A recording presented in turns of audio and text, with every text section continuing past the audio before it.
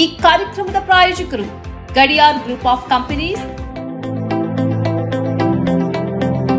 Gadiar Group of Companies, synonymous with excellence and innovation, stands as your dynamic partner for progress. Gadiar Group ensures safety as guardians in firefighting and builds vibrant communities in real estate. Building tomorrow, today.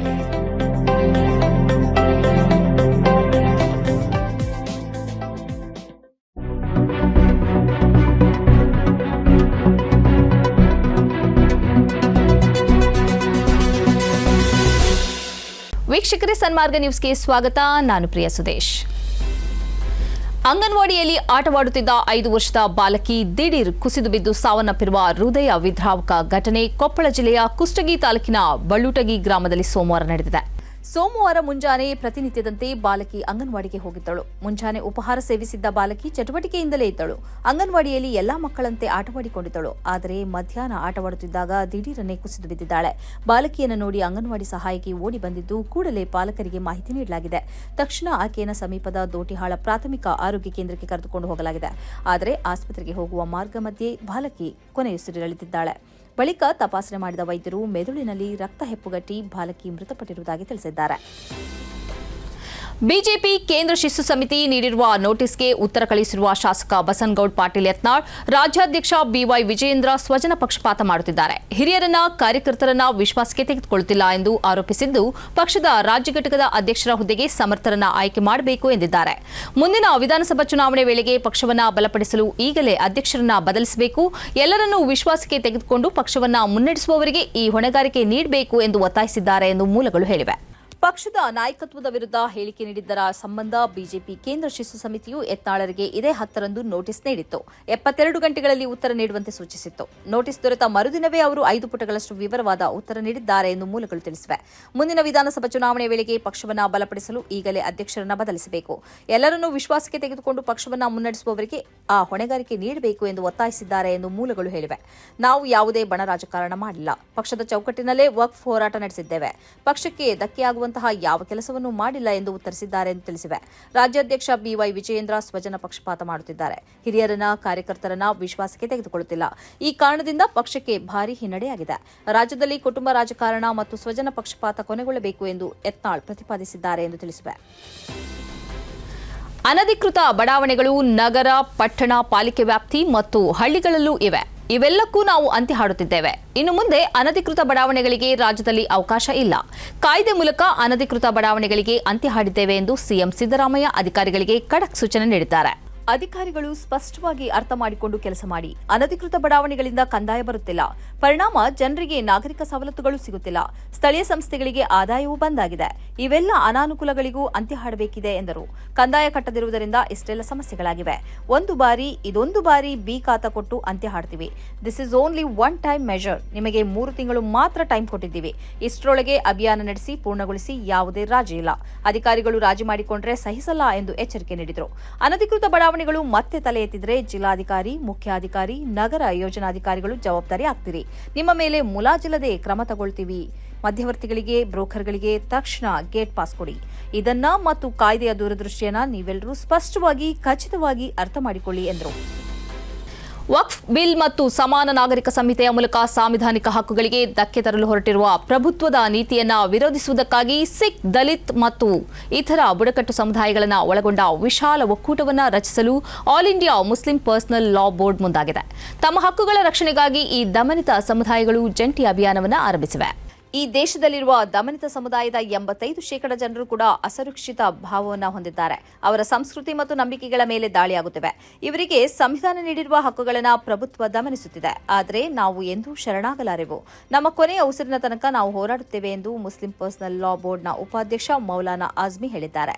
Sikh personal board ಮತ್ತು ಇತರ ಸಮುದಾಯಗಳ ವೈಯಕ್ತಿಕ ಹಕ್ಕುಗಳ ಮಂಡಳಿಯ ಜೊತೆ ಸೇರಿ February 16ರಂದು Muslim personal law board 1 ದಿನದ ಕಾರ್ಯಾಗಾರವನ್ನು ಹಮ್ಮಿಕೊಂಡಿತ್ತು ಮತ್ತು ಸಾಂವಿಧಾನಿಕ ಹಕ್ಕುಗಳಿಗಾಗಿ ಅಭಿಯಾನ ಎಂದು ಈ ಕಾರ್ಯಾಗಾರಕ್ಕೆ ಹೆಸರಿಟ್ಟಿತ್ತು.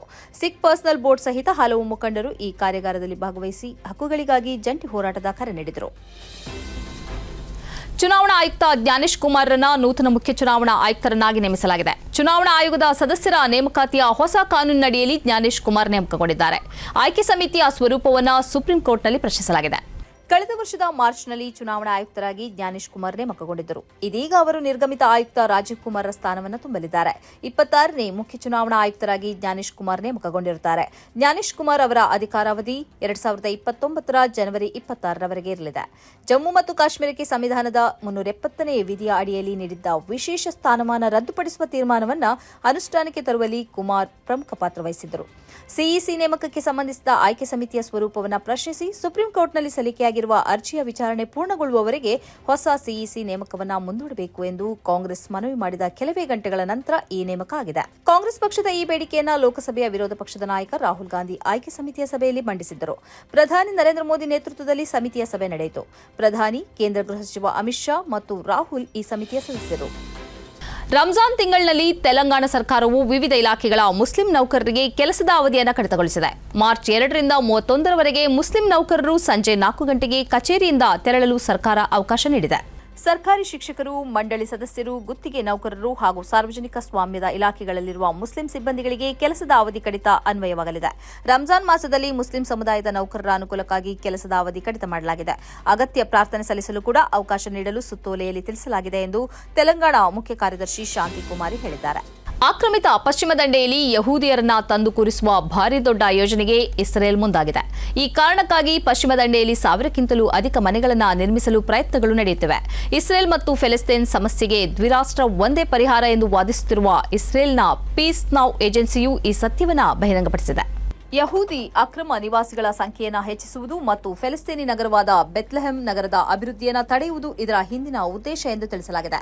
ಆದರೆ ಹೀಗೆ 1000ಕ್ಕಿಂತಲೂ ಅಧಿಕ ಮನೆಗಳನ್ನು ಕಟ್ಟುವುದು ತಕ್ಷಣ ಸಾಧ್ಯವಾಗಲಾರದು ಮತ್ತು ಇದರ ವಿವಿಧ ಪ್ರಕ್ರಿಯೆಗಳು ಮುಗಿಯುವಾಗ 1 ವರ್ಷ ತಗಲಬಹುದು ಎಂದು ತಿಳಿದುಬಂದಿದೆ. ಈಗಾಗಲೇ ಪಶ್ಚಿಮ ದಂಡೆಯಲ್ಲಿ 100ಕ್ಕಿಂತಲೂ ಅಧಿಕ ಅಕ್ರಮ ನಿವಾಸಗಳನ್ನು ಇಸ್ರೇಲ್ ನಿರ್ಮಿಸಿದೆ. 30 ಲಕ್ಷಕ್ಕಿಂತಲೂ ಅಧಿಕ ಫೆಲಿಸ್ತೀನಿಯರು ಪಶ್ಚಿಮ ದಂಡೆಯಲ್ಲಿ ವಾಸಿಸುತ್ತಿದ್ದು, ಇಲ್ಲಿ 5 ಲಕ್ಷದಷ್ಟು ಯಹೂದಿಯರು ವಾಸಿಸುತ್ತಿದ್ದಾರೆ. ಇವರೆಲ್ಲರಿಗೂ ಇಸ್ರೇಲಿನ ಪೌರತ್ವವಿದೆ. ಫೆಲಿಸ್ತೀನಿಯರೊಂದಿಗೆ ಇಸ್ರೇಲ್ ತಾರತಮ್ಯದಿಂದ ನಡೆದುಕೊಳ್ಳುತ್ತಿದೆ ಎಂದು ಈ ನಡುವೆ ಹಲವು ಏಜೆನ್ಸಿಗಳು ಆರೋಪಿಸಿವೆ. 6 ತಿಂಗಳ ಅವಧಿಯ ಉದ್ಯೋಗ ವೀಸಾವನ್ನು ಬೆಹರೇನ್ ಘೋಷಿಸಿದೆ. ಈಗಾಗಲೇ 1 ವರ್ಷ ಮತ್ತು 2 ವರ್ಷಗಳ ವೀಸಾ ಪರ್ಮಿಟ್ಗಳು ಅಸ್ತಿತ್ವದಲ್ಲಿದ್ದು, ಅದರ ಹೊರತಾಗಿ ಈ ಹೊಸ ವೀಸಾವನ್ನು ಪರಿಚಯಿಸಲಾಗಿದೆ. ಬೆಹರೇನ್ನಲ್ಲಿ ವಾಸಿಸುತ್ತಿರುವ ವಿದೇಶಿಯರು ಮತ್ತು ವಾಣಿಜ್ಯ ಕ್ಷೇತ್ರದಲ್ಲಿ ಕೆಲಸ ಮಾಡುತ್ತಿರುವವರು ಈ ಹೊಸ ವೀಸಾಕ್ಕೆ ಯೋಗ್ಯರಾಗಿದ್ದಾರೆ.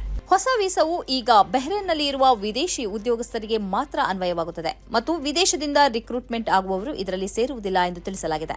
ಈ ಮೂಲಕ ಕಾರ್ಮಿಕರ ಕಾರ್ಯಕ್ಷಮತೆಯನ್ನು ಮತ್ತು ಕೆಲಸಕ್ಕೆ ಅವರ ಯೋಗ್ಯತೆಯನ್ನು ಪರಿಶೀಲಿಸಲು ಬಿಸಿನೆಸ್ ಕ್ಷೇತ್ರದ ಕಂಪನಿಗಳಿಗೆ ಇದರಿಂದ ಸುಲಭವಾಗಲಿದೆ. ಹಾಗೆಯೇ ಕಂಪನಿಗಳು ಹೆಚ್ಚು ಕ್ಷಮತೆ ಹೊಂದುವುದಕ್ಕೂ ಇದರಿಂದ ಸಾಧ್ಯವಾಗಲಿದೆ. ಇನ್ನಷ್ಟು ಮಾಹಿತಿಯನ್ನು ಪಡೆಯಲು ವೆಬ್ಸೈಟ್ ಮೂಲಕ ಪ್ರಯತ್ನಿಸಬಹುದು ಎಂದು ತಿಳಿಸಲಾಗಿದೆ. ಇದು ಈ ಹೊತ್ತಿನ ಸುದ್ದಿ ಸಂಚಯ. ನಿರಂತರವಾಗಿ ನೋಡ್ತಾ ಇರಿ ಸನ್ಮಾರ್ಗ ನ್ಯೂಸ್. ಸುದ್ದಿಗಳ ಸಂತೆಯಲ್ಲಿ ಸತ್ಯದ ಮೊಂಬತ್ತಿ.